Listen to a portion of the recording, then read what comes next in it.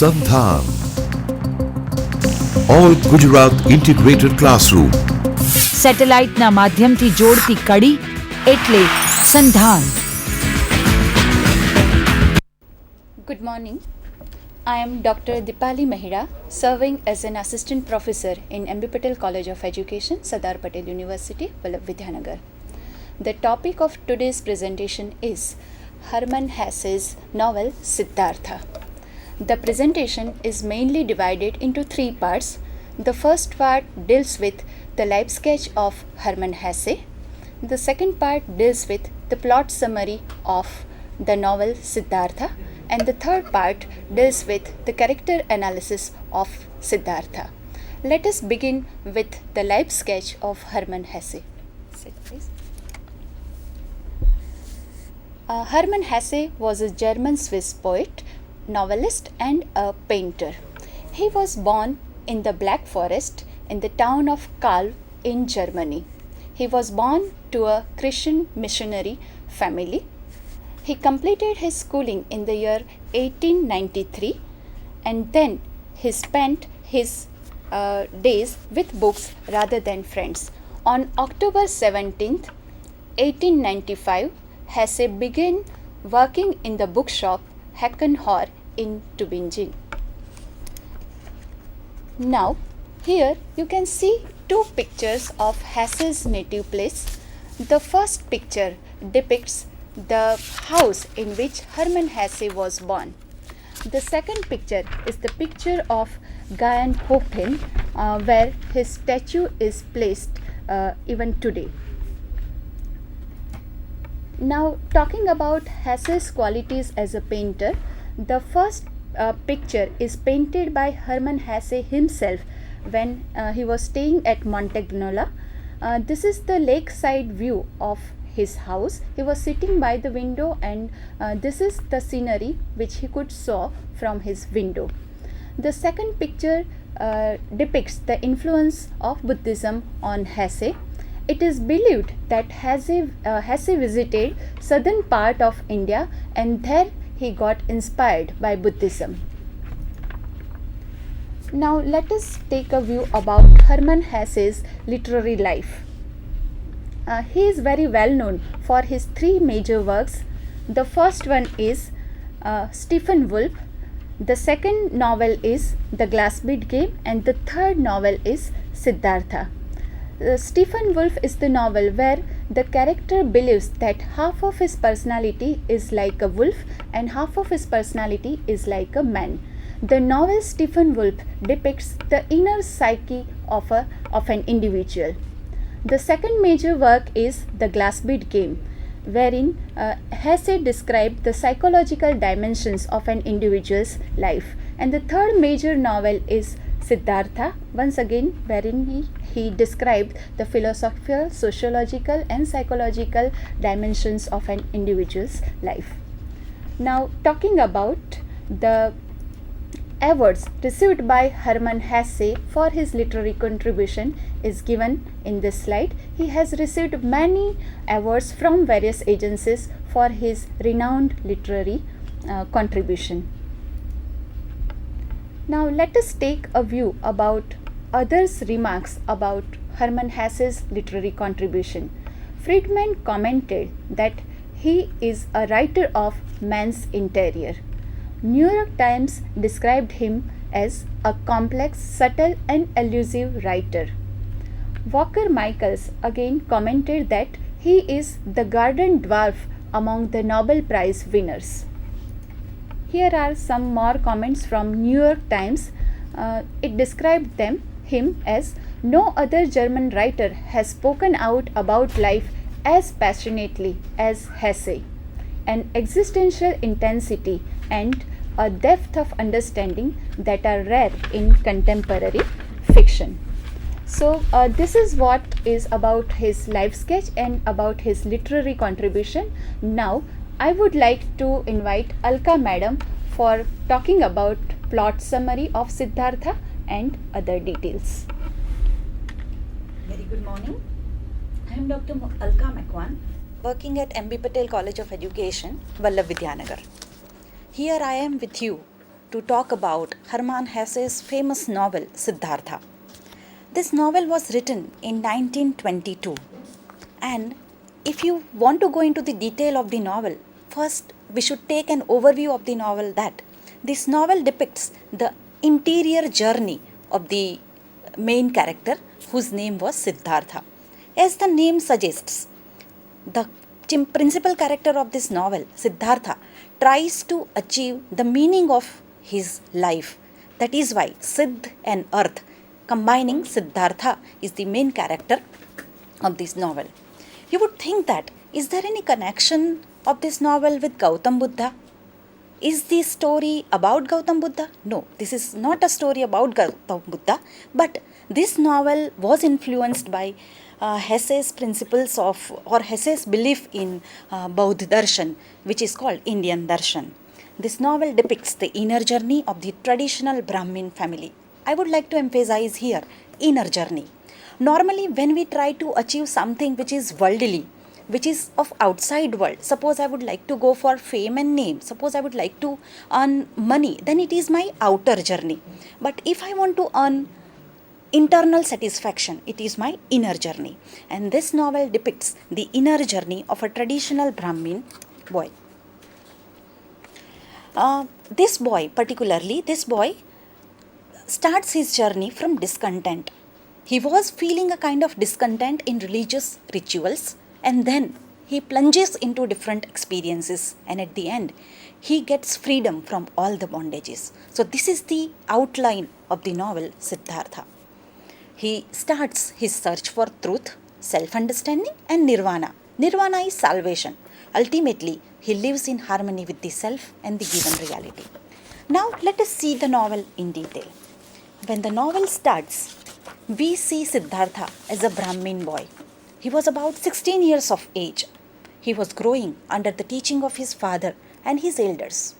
His father and the elders of the religion were teaching him rituals. They were teaching him the philosophy. They were talking about the salvation of one's soul.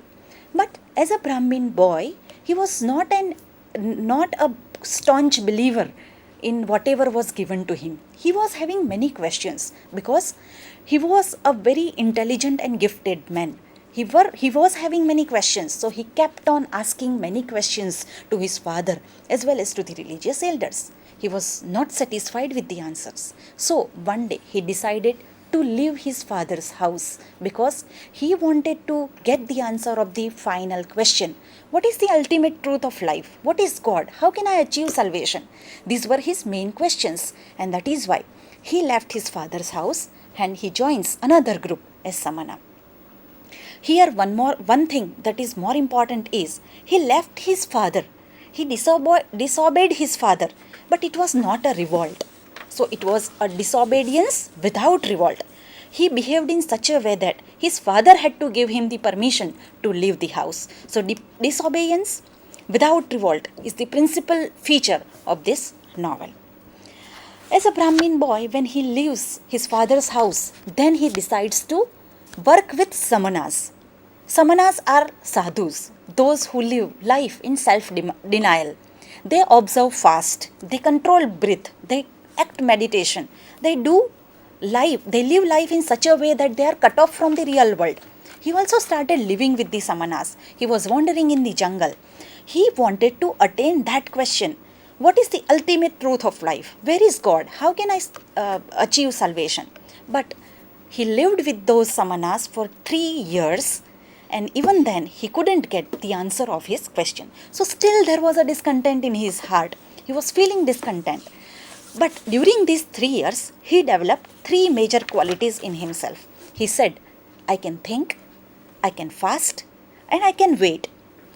These 3 qualities which he developed during his stay with Samanas helped him throughout his life.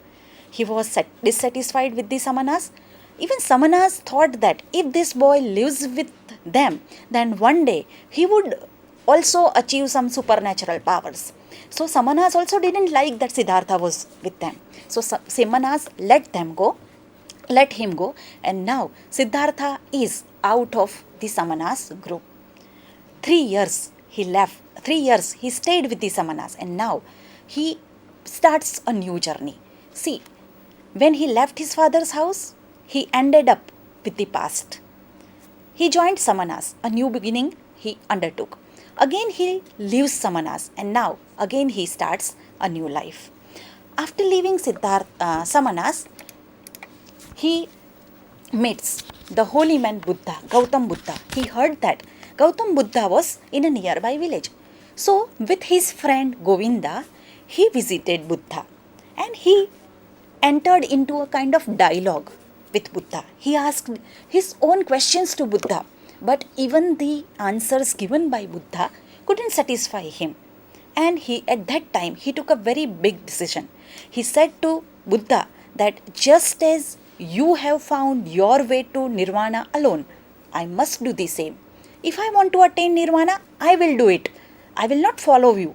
So by rejecting Buddha, the great teacher Buddha, he rejected all the teachers. Here a philosophical derivations can be derived that no teacher can help you in attaining salvation. One critic says that this is a pivotal point in the life of Siddhartha, because on this day he decides that he will never look back, and he will set on to the journey of finding his own self, living his dear friend, living Buddha, living all the doctrines and teaching. He now starts his own journey, another new beginning. This new beginning he undertakes only to quench the thirst of his own. Here one thing we would like to point out is his friend Govinda, who left the house with Siddhartha, didn't join Siddhartha. His friend decided that he would become a follower of Buddha. He would stay with Buddha and he will try to get salvation. Siddhartha doesn't do that. He chooses his own path. After meeting Buddha, he comes to a river, and here he contemplates a kind of reflection. After that, he meets a ferryman. This ferryman was very important in the novel. When he meets this ferryman tells everything comes back, and this particular dialogue has a symbolic meaning. This particular dialogue foreshadows that Govinda and Siddhartha they have to come back to this river, because in life everything comes back.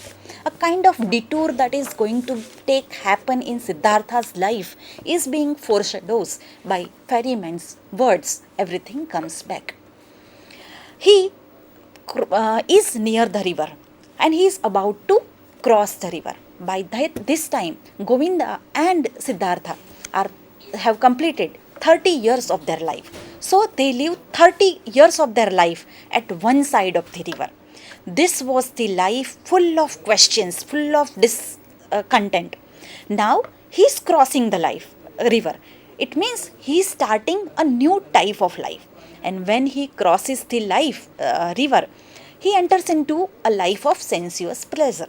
When he crosses the life, on the screen we can see that he meets a beautiful mistress named Kamla. He feels instant attraction towards Kamla, and very soon he becomes her friend as well as pupil and learning the art of love from Kamla. He also becomes a merchant. He becomes an assistant of a merchant Kamaswami, and he acquires much wealth. He is into worldly affairs. He saw himself getting transformed by the way of the world. At that side of the river, the life he was living was an intellectual life where he had many questions. Now he is in the world. He is in samsara, where sensuous pleasures were there, where wealth was there, but he was not innerly satisfied with whatever life he was living. Here we can see the influence of Buddhism on Hermann Hesse. Buddhism has four principles. There is suffering in life. This is the first principle. If you go into the world and get yourself engaged into worldly affairs, you feel sukh and dukh. And these worldly affairs are bringing suffering into your life. If you are not aware about these sufferings, then you go on living your life. But once you become aware of this sukh and dukh, you try to get rid of this sukh and dukh. Hermann Hesse had this background, Buddhism background in his mind, and that is why he saw Siddhartha passing through all those sufferings and sukh and dukh. But he became aware of it, and then he tries to come out of it. That is the beautiful part of this novel. He became a lover of Kamla. He also became a very good merchant with Kwamaswamy, acquired much of his wealth, but he was feeling inner dissatisfaction. He was not happy with that. After some time, he got weary of the world. He said, "What is this I am doing with my life? Earlier, I had many questions. I wanted to attain nirvana. I wanted to go for salvation. And what has become to my life? I am getting engaged into worldly affairs and I am growing old day by day." But he couldn't help himself. What happened? In the slide, we can see that his desires of body rage out of control. He engaged himself into gambling, drinking wine, becoming greedy. He realized his folly one day. One day, he had a dream of a bird who was dying, which was dying. This is a very symbolic dream. Earlier, when he was living as a Brahmin boy and when he was living a life of a samana, he could hear the voice which was coming out from his within. But now the death of the bird symbolizes that bird, the inner voice, is no more existing. He couldn't listen to himself, and on seeing this dream, he realizes his folly, and simply he walks away from samsara, and he decides that he would never return to the riches to Kamla. But by this time, Kamla was made pregnant by him, but he doesn't care about it. He just walks away, and again he comes to the river where he had gone after leaving Buddha. See, we are reminded of the words spoken by that ferryman. He said, "Everything comes back." And Siddhartha is once again here at the river.